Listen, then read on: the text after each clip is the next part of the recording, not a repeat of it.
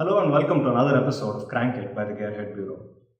Today we're going to talk about a Japanese company, the World War aircraft manufacturer who tried their hand at making motorcycles and succeeded rather brilliantly. They started out small in 1949 and by the time it's 1982, they had already swept 9 world-class MotoGP titles.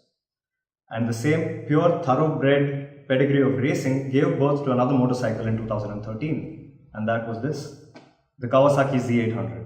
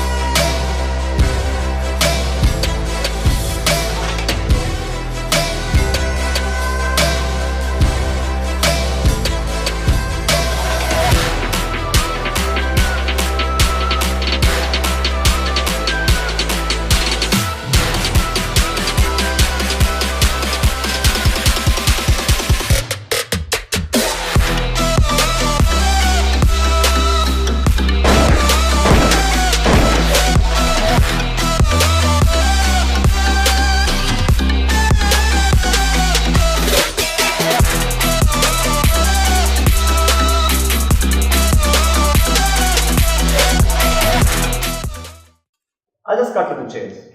It's a beautiful looking bike. Every line and every cut is perfect.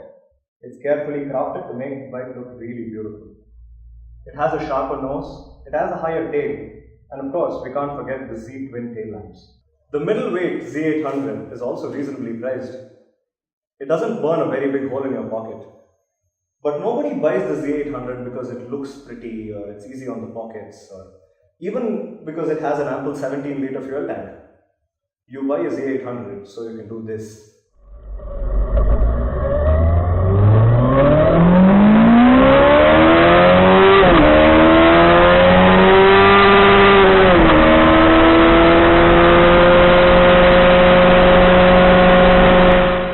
Yes, that is an 806cc inline 4-cylinder engine that you hear. All the numbers about the bike are staggering. It has a plush 111 bhp, 83 Newton meters of torque, and since the bike has no traction control whatsoever, you keep pushing it and it will hit around 230 kilometers an hour.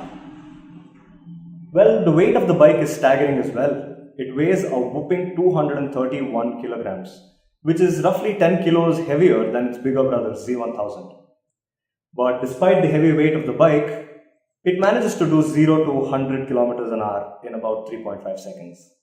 With that much monstrosity under the saddle, you need apt brakes as well. So the Z has been fitted with dual 310mm pedal discs with 4 piston calipers in the front, but a single 250mm disc at the rear. And what the brakes do, despite the weight and torque output of the bike, is really amazing. The bike does have ABS, which might reduce the stopping distance, but is much needed to balance the big cat. The Z was designed to be the ideal super middleweight, so the electronics and user interface of the bike is very limited. The console is a tripper LCD display which showed speed, revs, trips, odo, fuel gauge and a clock. The ergonomics are also fairly simple.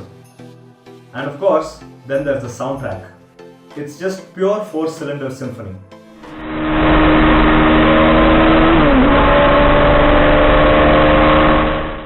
Now coming to the design of the bike. Kawasaki made some groundbreaking changes to the appearance of the bike compared to the older Z750. The engine cowls, the handlebar, the headlight and the exhaust pipes running in the undercarriage are just stunning. But sadly, they did slip up in some places. The bike rides at 834mm from the ground, but the ground clearance is just 150mm, which doesn't make the bike look silly, but it makes riding it for people under the height of 5'9" a little bit difficult. But this is the bit that confuses me. The ride height is too much for shorter riders, but the saddle is extremely tight for larger riders. Moreover, the pegs have been pushed back, which means that the handlebars go lower and the tail goes higher. The Z800 is an impressive bike, no doubt about it. But the sheer size and weight of the bike made me fear it more than love it. Because the entire time I was riding it, I stayed on my toes just to stay on the bike because it kept throwing me off like a mad horse. Although it is really saddening to know that Kawasaki discontinued the Z800 early in 2016 and replaced it with a more tech-savvy Z900. But the thrill that the Z800 gave us over the short lifespan of 3 years will always remain in our hearts. But for now, it's time to say goodbye to the Z800. Thank you all for watching.